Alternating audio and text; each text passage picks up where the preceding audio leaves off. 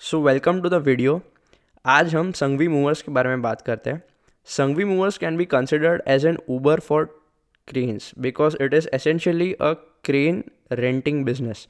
तो ये जो कंपनी पैसा चार्ज करती है, it charges on a daily basis अगर प्रोजेक्ट छोटा हो, और अगर प्रोजेक्ट थोड़ा बड़ा और कॉम्प्लिकेटेड होता है तो ये एक लमसम चार्ज भी कर देती है based on the overall project. अब to better understand the business, let's first understand the unit economics of a crane. तो एक जो क्रेन होती है that can range anywhere from 5 crores to 50 crores। एक क्रेन का जो पेबैक पीरियड होता है, मतलब जो क्रेन खरीदने में जितने पैसे डाले वो कितने टाइम में वापस आते हैं, that is around 7 to 8 years। और इसकी जो economic life of a crane होती है, मतलब कितने साल तक क्रेन यूज़ कर सकते हैं, दैट इज़ 15 years। और उसके बाद भी उसको बेच के जो सेल्वेज वैल्यू आती है वो। और जो पेबैक पीरियड जब ख़त्म होता है उसके बाद उसका जो नेट यील्ड, मतलब हर साल पेबैक पीरियड ख़त्म होने के बाद एक क्रेन कितना कमाती है, दैट इज़ अराउंड 8 to 12%। तो ये सारे रफ इंडस्ट्री फिगर्स है जो मैंने आपको बताया। तो मान लो एक 20 करोड़ की क्रेन होती है, तो वो एक साल का 2 crore 40 lakhs कमाएगी फॉर 7 years, अगर हम 8 साल का उसका पेबैक पीरियड गिने और 15 साल की उसकी इकोनॉमिक लाइफ गिने। तो अभी ये जो स्टॉक है दैट इज़ ट्रेडिंग एट 19 के पी पे। इसका आर ओ सी ई आर ओ ई अभी दिया नहीं है, तो कोई बात नहीं, हम कैलकुलेट कर देते हैं। लेकिन उसके पहले I would like to tell you that this is not only a crane renting का बिजनेस, क्योंकि company has diversified and it is also got in to the renewable business, जिसके बारे में हम आगे बात करते हैं। तो पहले हम इसका आर ओ ई कैलकुलेट कर देते हैं। तो R O E for the company will be net profit divided by shareholders equity plus reserve, that would be 166 divided by इसका 9 + 1134,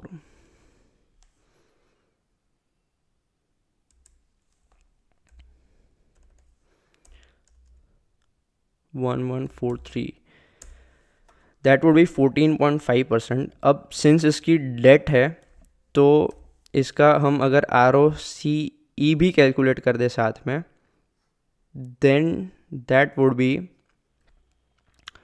earnings before interest and tax, मतलब profit before tax plus अपना interest,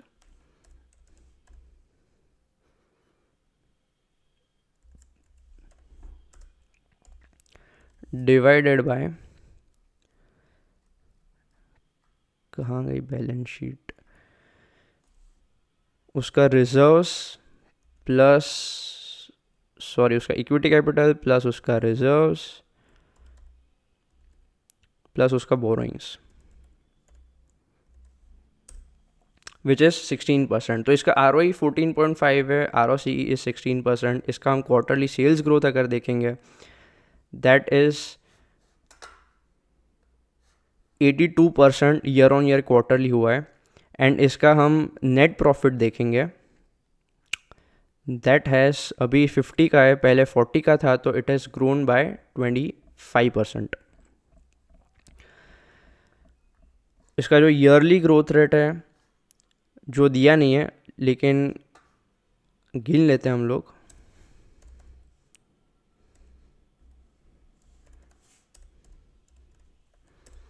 %71 उसका जो sales है वो बढ़ा है। And net profit comparatively उतना नहीं बढ़ा है, नेट प्रॉफिट वुड बी 40% का इसने ग्रोथ दिया है। Now let's get into the PPT of the company.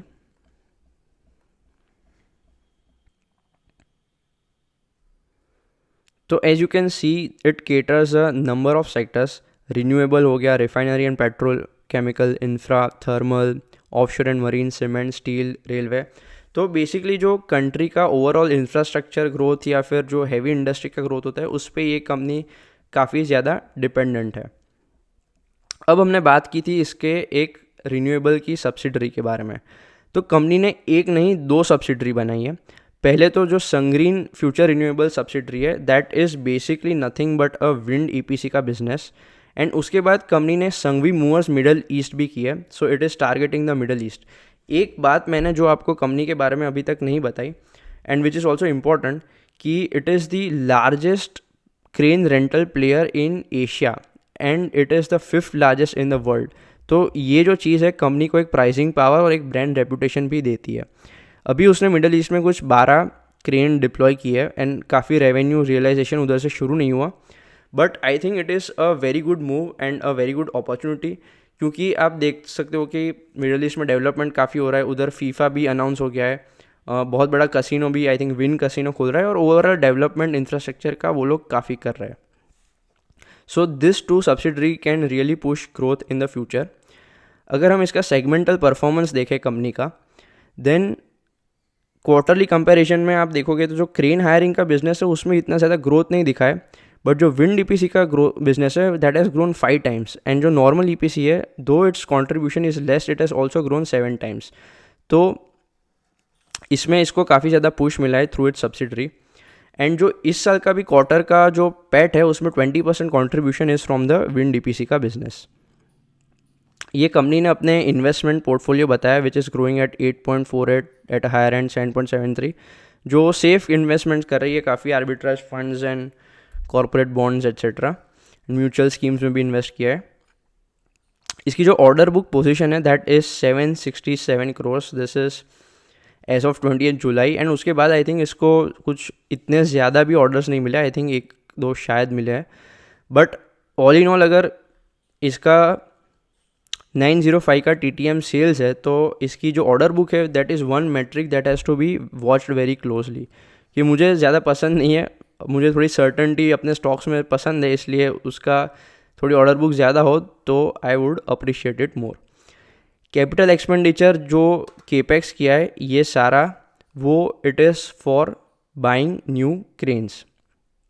अब इसका जो दुबई का मतलब जो मिडल ईस्ट का बिजनेस है उसमें एक चीज़ ये है कि इनकी जो yield for cranes which is more than what they are getting over here, लेकिन सामने इनका जो खर्चा है वो भी बढ़ गया है, तो नेट नेट होके इनका जो मार्जिन है वो बोल रहे हैं कि थोड़ा कम होगा उधर से। तो ये चीज़ उन लोगों ने पहले ही बता दी है। तो ऑल इन ऑल अगर हम ये बिज़नेस का ओवरऑल देखें तो ये हमको 19 के पी में मिल रहा है। अगर हम इसका quarterly year on year growth सिर्फ नहीं कंपेयर करते, प्रीवियस ईयर का ग्रोथ कंपेयर करेंगे तो उसका जो पैट ग्रोथ है वो 40% हुआ था। तो इस बार का भी हम अगर इसका पैट ग्रोथ मान के चले 20 पे या 22 पे भी हो रहा है ईयरली, तो भी ये उसका जो पी है that would be in a decent range. और इसकी जो नंबर 1 जो मैट्रिक जो मतलब रेड फ्लैग कह दो या फिर एक मैट्रिक ऐसा कह दो जो देखने जैसा है वो है उसका जो अपना ऑर्डर बुक। तो ऑर्डर्स मिलने चाहिए कंपनी को, लेकिन उसका जो पॉजिटिव साइड कंपनी का मैं बताऊंगा दैट इज़ इसका जो रिन्यूएबल का बिजनेस है वो काफ़ी अच्छा ग्रोथ दे रहा है, और इन लोगों ने जो मिडल ईस्ट में एक्सपेंशन किया है that is also a very big positive for the business. तो ये कंपनी के बारे में आज के लिए इतना ही रखते हैं। See you in the next video, and it is not a buy और सेल रिकमेंडेशन। Thank you.